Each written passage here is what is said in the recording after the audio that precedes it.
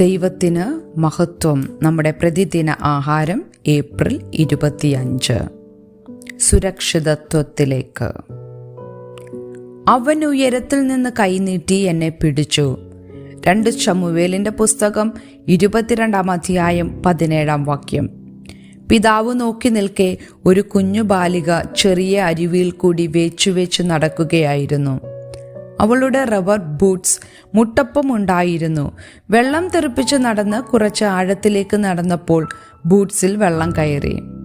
അവൾക്ക് ഒരടി പോലും വെക്കാൻ പറ്റാതെയായി. അവൾ അലറി, "ഡാഡി, ഞാൻ കുടുങ്ങി!" 3 സ്റ്റെപ്പ് വെച്ച് പിതാവ് അവളുടെ അരികിലെത്തി. പുൽത്തകിടിയിലേക്ക് അവളെ വലിച്ചു കയറ്റി. അവൾ ബൂട്ട്സ് വലിച്ചൂരി പൊട്ടിച്ചിരിച്ചുകൊണ്ട് വെള്ളം കമിഴ്ത്തിക്കളഞ്ഞു. സങ്കീർത്തനക്കാരനായ ദാവീദിനെ ദൈവം ശത്രുക്കളിൽ നിന്ന് രക്ഷിച്ചപ്പോൾ അദ്ദേഹം ഒരു നിമിഷം ഒന്നിരുന്നിട്ട് തൻ്റെ ബൂട്ട്സ് വലിച്ചൂരി ആശ്വാസം ആത്മാവിൽ നിറയാൻ അനുവദിച്ചു. തൻ്റെ അനുഭൂതി പ്രകടിപ്പിക്കാൻ ഒരു പാട്ടെഴുതി. "സ്തുത്യനായ യഹോവയെ ഞാൻ വിളിച്ചപേക്ഷിക്കും, എൻ്റെ ശത്രുക്കളിൽ നിന്ന് താൻ എന്നെ രക്ഷിക്കും." ദൈവത്തെ തൻ്റെ പാറയായും കോട്ടയായും പരിചയായും ഗോപുരമായും പ്രകീർത്തിച്ചു. എന്നിട്ട് ഒരു കവിയുടെ ഭാവനയിൽ ദൈവത്തിൻ്റെ പ്രതികരണത്തെ വിവരിച്ചു. ഭൂമി ഞെട്ടിവിറച്ചു. ദൈവം ആകാശം ചായിച്ചിറങ്ങി.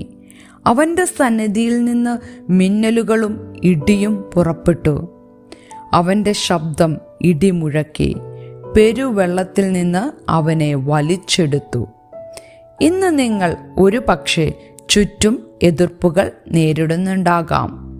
ആത്മീകമായി മുൻപോട്ടു പോകാനാകാത്ത വിധം പാപത്തിൽ പുതഞ്ഞു പോയിട്ടുണ്ടാകാം.